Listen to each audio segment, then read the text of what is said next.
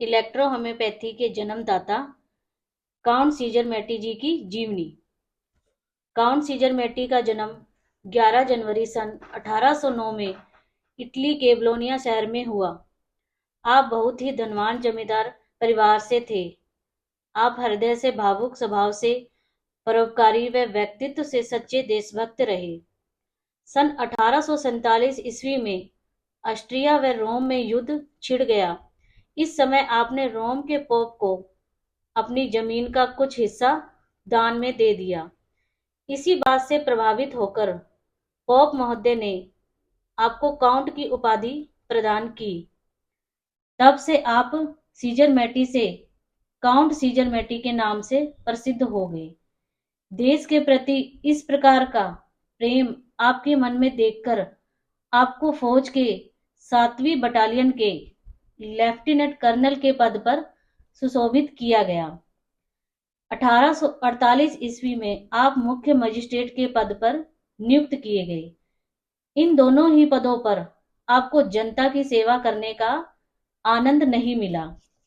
मई 1848 ईस्वी में आपने बोलोनिया के बद्रियो क्षेत्र से चुनाव लड़ा, जहां की जनता ने आपको रोमन पार्लियामेंट का सदस्य चुन लिया। आपको लगा कि इस मार्ग से मैं जनता की सेवा कर सकूंगा, परंतु आप जैसे सेवा भावी, शांति प्रिय, परोपकारी व्यक्ति के लिए पार्लियामेंट का आलोच्य एवं वाद विवाद पूर्ण जीवन एक बंधन बन गया।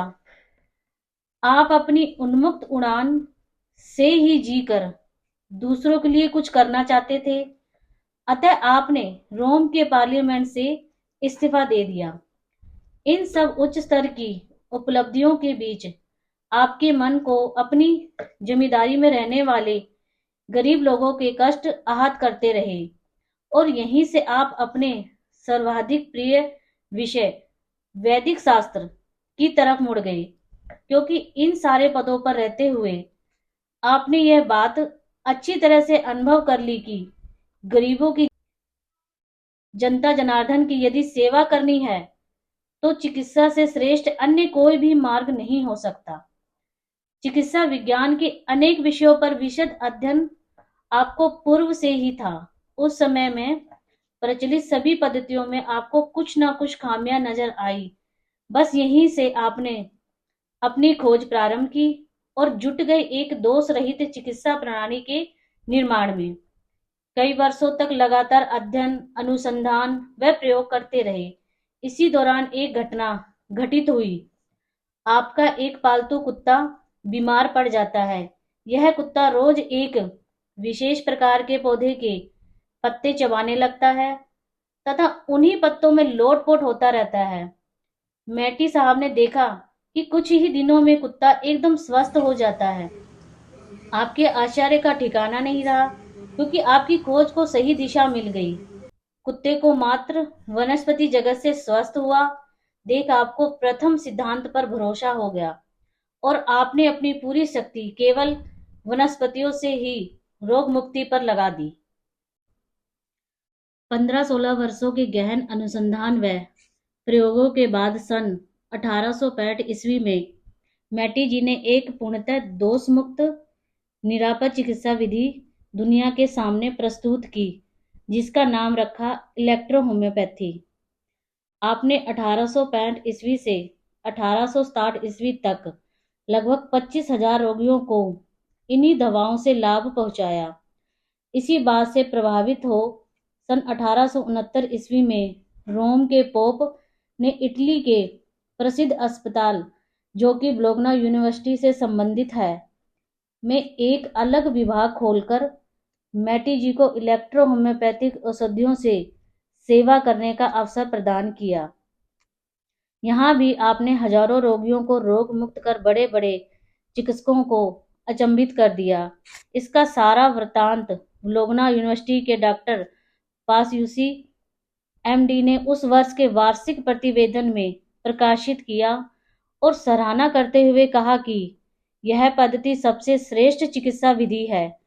मैटी जी चिकित्सा कार्य में निरंतर जुड़े रहें, जिससे इस चिकित्सा शास्त्र की कीर्ति इटली व रोम की सीमाएं पार कर दूसरे देशों तक फैलनी शुरू हो गई।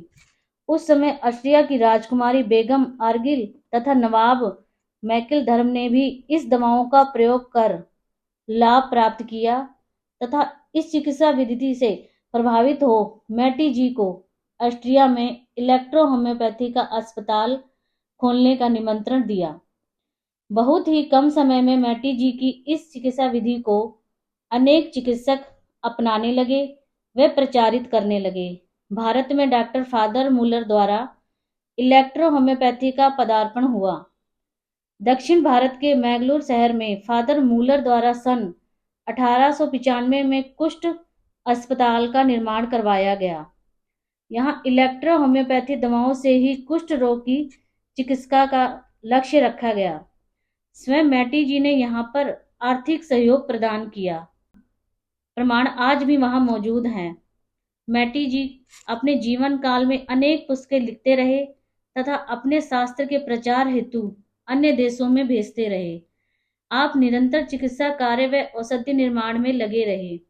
मैटी जी ने 114 शुद्ध जड़ी बूटियों से 38 दवाएं तैयार की, जो कि स्पेरिकोवेशन विधि द्वारा तैयार की गई हैं, जो कि मनुष्य शरीर के दो पदार्थ रस और रक्त को संतुलित कर शरीर को स्वस्थ रखती हैं। आपके कोई पुत्र नहीं था, इसलिए अपनी वृद्धावस्था को निकट जान आपने अपने गोद लिए पुत्र विंट्रोली मैटी को इलेक्ट्रो होम्योपैथी का सारा ज्ञान व औषधिशाला की पूरी जानकारी बता स्वयं कार्य मुक्त हो गए। 3 अप्रैल 1896 ईस्वी में आप स्वर्ग सिधार गए। आपकी मानव सेवा भावना के कारण दूर तक प्रशंसा थी। इसी कारण आपकी अंत्येष्टि में हजारों स्त्री पुरुष शामिल हुए। आप जब तक जीवित रहे इलेक्ट्रो होम्योपैथी दवाओं के निर्माण को देखते रहे।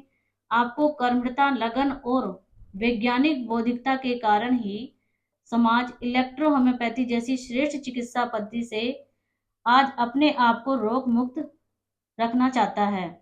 सचमुच आप महान व्यक्तित्व वाले व्यक्ति थे।